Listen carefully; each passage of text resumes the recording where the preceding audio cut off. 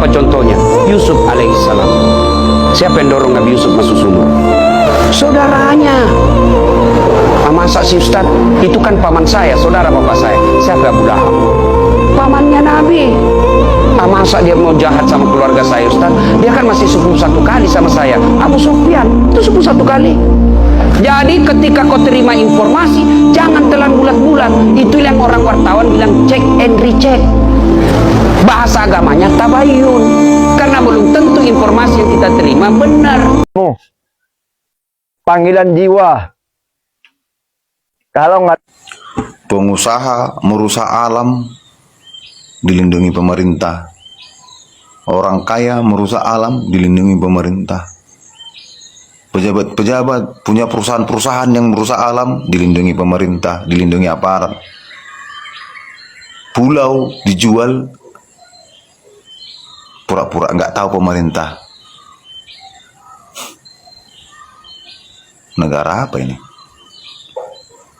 Ketika pengungsi Rohingya datang, disambut pemerintah, dikasih makan, dikasih tempat tinggal.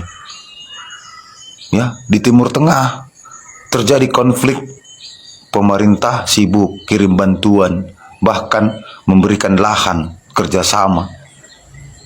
Tapi ada rumpunnya sendiri, ya, anak Ibu Pertiwi.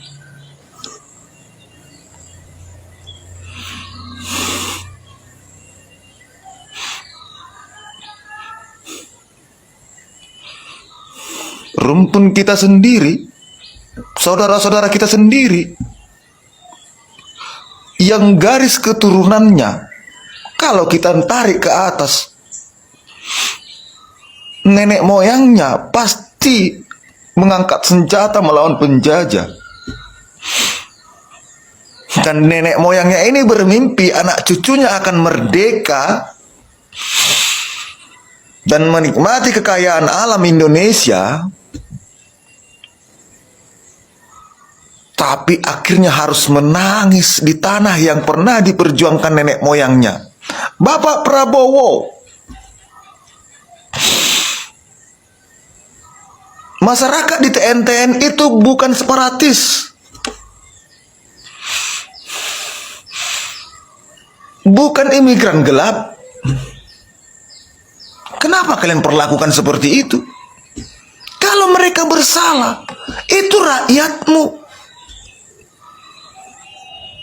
Mereka bukan mencuri tanah, mereka tempat tinggal di sana, berkembang biak di sana, anak-anaknya lahir di sana. Hanya berharap akhirnya aku punya tanah, punya rumah, berlindung. Kecuali tadi pemerintah sudah memberikan tempat, ini tempat kalian, nah tinggallah di sini, jangan di TNTN. Oke, kalau mereka berkeras, geprek, hajar. Ini kalian tidak memberikan solusi, sudah menggeprek, memakai kekuatan militer.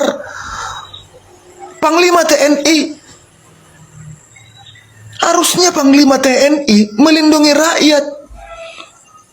Bayangkan, loreng berhadapan dengan rakyat, itu menyakitkan.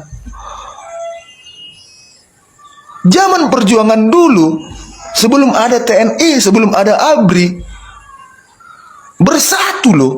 Tentara rakyat, gerilyawan bersatu bersama masyarakat untuk mengusir penjahat. Sekarang, setelah merdeka, dibentuklah TNI, ABRI. Kenapa malah rakyat yang disakiti?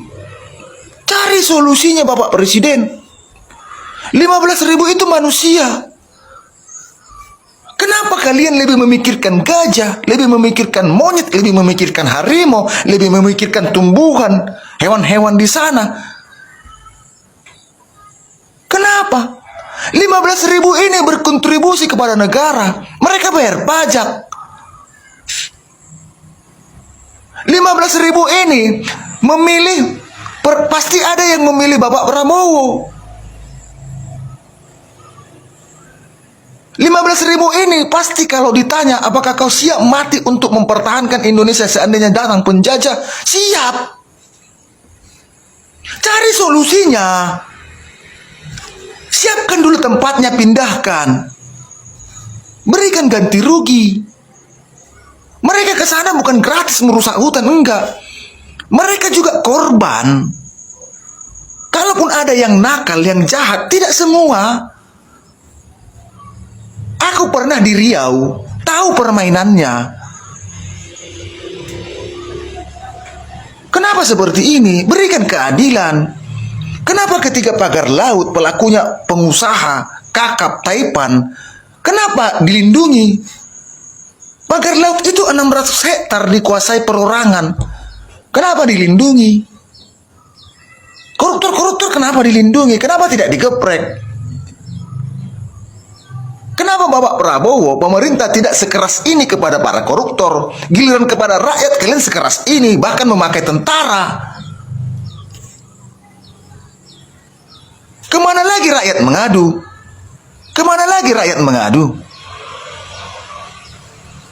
Di sana banyak anak-anak kecil yang lahir di tanah TNTN, dia tidak tahu bahwa dia lahir di tanah sengketa. Dia hanya tahu aku orang Indonesia, berKTP Indonesia, dan aku harus mencintai Indonesia. Kalau seperti ini kami layak minta merdeka, keluar dari Indonesia. Terlalu sakit loh. Ini tidak adil.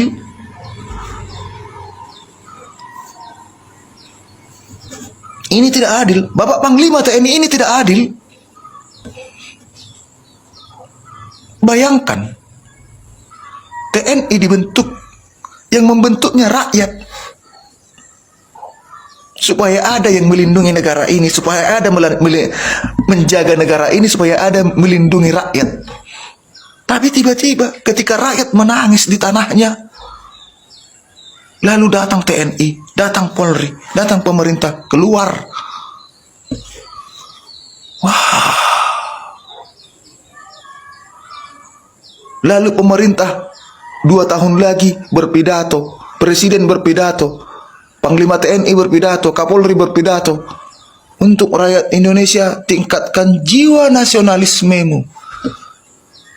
Bagaimana kami mencintai negara ini, Indonesia ini, sementara kami harus menderita di tanah sendiri? Bagaimana kami mencintai?